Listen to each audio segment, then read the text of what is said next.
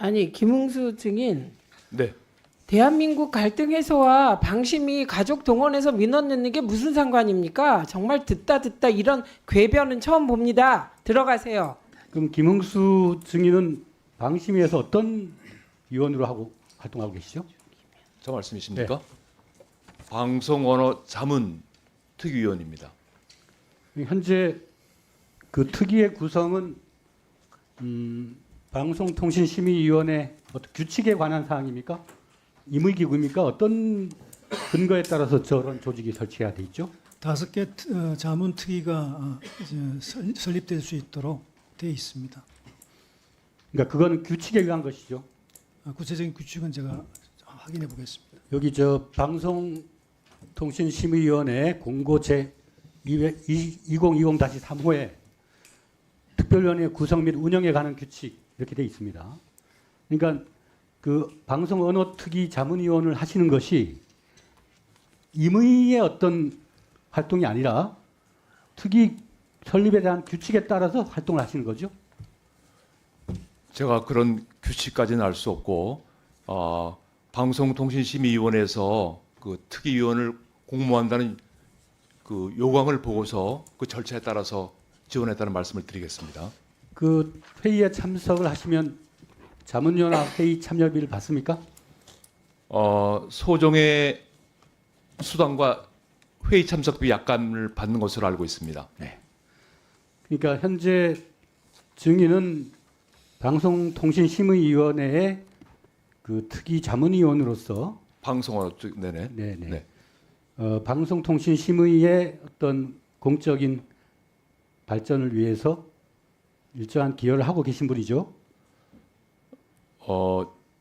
제 입으로 말씀드리긴 좀 그렇긴 합니다만은 나름대로 방송언어 분야에 있어서는 전문가 중에 전문가라고 할 수가 있습니다. 그래서 저도 제가 쌓은 경험을 사회 환원한다는 방송 발전에 기여한다는 그런 생각도 좀 가지고 그 있습니다. 유희림 방심위원장과는 특별한 인연이 있습니까? KBS 입사 동기입니다. 지금도 친분 관계가 두터우신가요? 그 친소 관계를 말씀드리긴 좀 그렇긴 합니다만은 제가 그 류일임 씨를 만난 게 입사 연수 때 이후 한 30년 만에 예를 들어서 그때 만난 것으로 그래서 기억합니다. 유희림 방심위원장이 정부로부터 용산으로부터 대통령님의 또 심기와 연관된 이런저런 방송 보도에 대해서 신속 심의 절차를 만들고 또 자기 동생 심지어 아들 이런 사람을 동원해서 민원 사주를 넣었단 말입니다. 그런데 우리 김흥수 자문위원은 방심위의 특별위원회 규칙에 따라서 설립된 특위의 자문위원임에도 불구하고 공정하고 객관적으로 진행해야 할 방송심의 관련 사항에 대해서 본인도 본인과 동생과 자녀, 아들을 동원했죠. 저는 아들이 없습니다. 그럼 자녀 누군가 있나요? 우리 딸들이 딸이죠, 셋이 딸. 있습니다. 네. 네, 제가 다 기록을 갖고 있습니다. 네네. 방송심의를 방송사에 계셔 봤으니까 아시겠죠?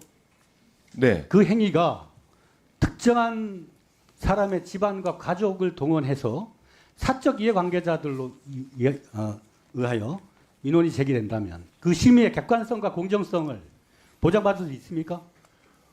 우선 사실관계를 하나 좀 말씀드릴게. 아까 의원님이 지적하신 것 중에 방송언어 특위위원으로 왜 그런 민원 쪽에 말씀하셨는데 제가 그 민원을 제기한 것은 방송언어 특위위원이 되기 전의 사항입니다. 그때 저는 그런 게 특위위원이 아니었다는 말씀을 드립니다. 그런 활동을 인정받아서 나중에 그런 특위위원이 되셨나요?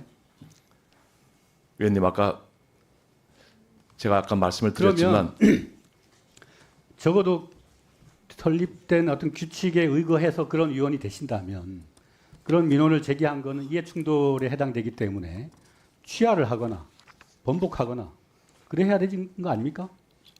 또 그 세민연 관련해서도 용산 대통령실의 비서관 직무대리가 그러한 행위를 도대체 왜 했는지 이해가 안 간다 이렇게 말씀하셨죠? 그렇습니다. 그렇고 이번 증인 신문이 끝나면은 여러 어떤 법적 보호 조치를 하시겠다고 하셨죠?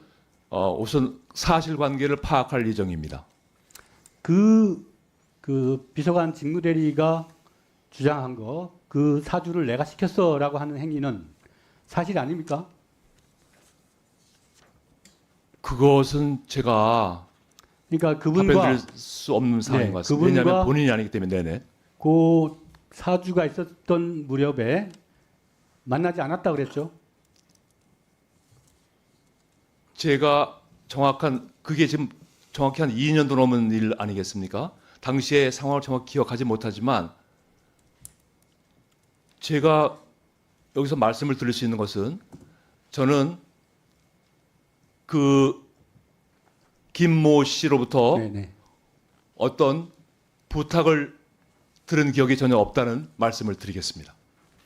그러니까 만난 것은 있을 수 있는데 그런 지시 혹은 부탁은 들은 바가 없다 이 말씀인가요? 그 말씀 제가 드리고 있는 말씀은 당시에 그 김모 씨가 역할이 시민단체와 시민들과 소통하는 직무를 맡고 있던 사람으로 기억을 하고 있습니다. 그 사람은 우리 단체뿐만이 아니고 여러 단체 사람들을 만나는 것으로 알고 있습니다. 근데 특정하여 세민연이라는 조직 이름을 우파의 플랫폼이라고 명시했고 그 행사의 창립대에 나와서 축사를 하면서 시민사회 수석실과 잘 소통하여 윤석열 정부의 국정과제가 잘 전달되기를 바란다는 취지로 발언한 바가 있고 우리 김응수 증인은 창립선 더 드리세요. 1분 더 드리세요.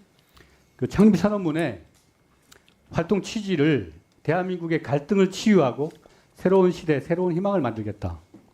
그렇게 얘기하면서 동시에 좌파, 친북, 전 정권의 그런 행태들을 심판하고 우파의 자유주의 실천을 선언했어요.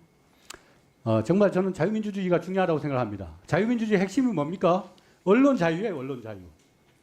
근데 언론 자유를 보장해야 할 방심위의 자문위원인 자가 그 직전에 개인의 신분이었다 하더라도 용산 대통령실의 지시 명령을 받아가지고 그 고발 행위를 했다. 실제 고발 행위 했지 않습니까? 의원님, 다시 말씀드리지만 저는 대통령실의 그런 절차를 저는 그런 지시를 받은 기억이 없다는 점을 분명히 말씀을 드리겠습니다. 아까 만나지 않았다고 했다가 지금 1분 더 드리세요. 제가 말씀을 드리는 것은 그 김모 씨의 역할 자체가 시민단체가 늘 만나는 사람인데 근데 제가 적어도 우파 시민 운동을 하신다고 하면 예를 들어서 절차법이나 여러 가지 문제가 될 수는 있어도 우파 자유를 위해서 공동으로 같이 투쟁해온 같은 동료 아닙니까? 그분이 그렇잖아요. 그럼 그분이 그런 발언을 하고 녹취록이 나왔을 때 경위를 파악하기 위해서 전화를 해보거나 안 했습니까? 저는 전화를 한 번도 한 적이 없습니다. 그럼 동지적 관계는 이제 아닌가요? 동지적 관계란 표현을 그 윤석열 정부를 같이 만들었고 그 윤석열 정권의 성공을 위해서 함께 노력하는 동지라고 알고 있는데 이렇게 처지가 어려워지니까 그냥 그렇게 돌아서서 비난하고 자신은 관련이 없다 이렇게 하시는 게 정당한 윤석열 정권을 창출한 한 사람으로서 그 도리가 의원님, 제가 아까 말씀을 드릴 때 제가 지금 당장 이 방심위에 이 여기에 증인으로 나와 있는 상황인데 그리고 그 김모 씨의 그 상황은 최근에 며칠 전이라는 상황인데 제가 거기까지 신경 쓸 겨를이 아까 전혀 없다고 말씀을 드린 바가 있습니다.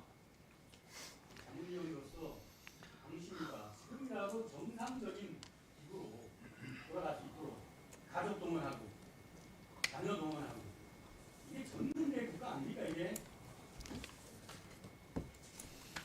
좀 그런 문제에 대해서는 이 자리를 빌어서 국민들을 향해서 정당하고 솔직하지 못한 행동으로 보인다.